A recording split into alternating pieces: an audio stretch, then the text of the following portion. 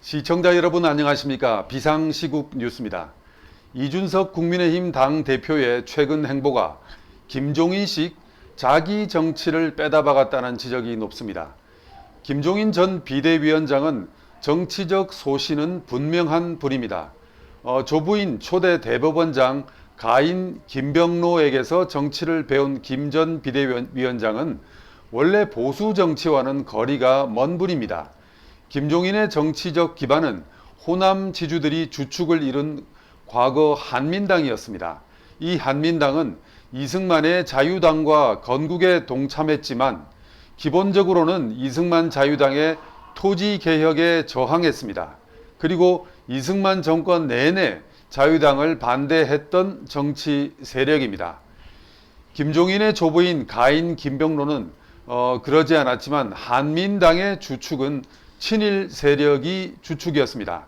현재 집권 민주당의 호남 친일 세력의 자손들이 유난스레 많은 것도 이 때문입니다. 이러한 김종인의 정치적 지향은 우파는 절대로 아닙니다.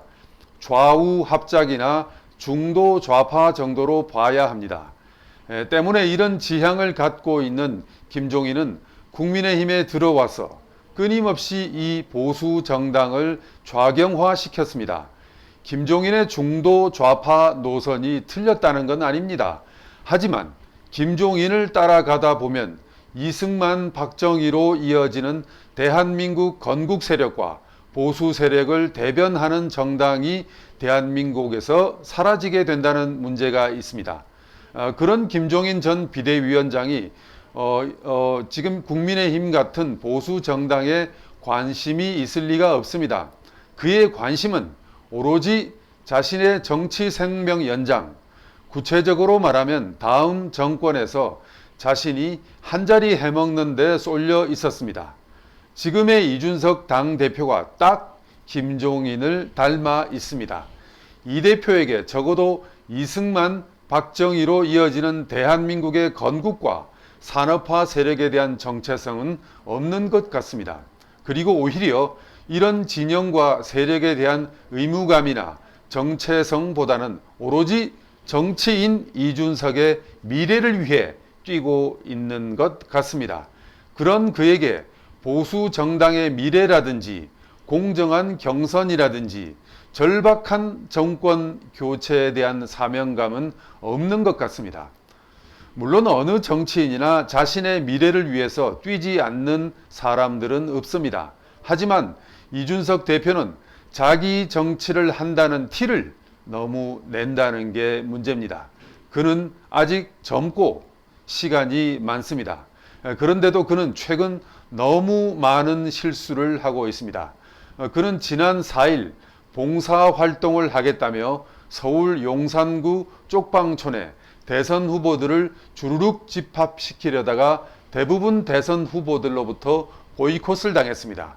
그리고 이 사태 뒤 거의 며칠 동안 불참한 대선 후보들을 비난하며 민망한 행동을 벌였습니다. 당대표가 대선 후보를 줄세우는 이런 행위는 어느 나라, 어느 정당 역사에도 없는 행동입니다.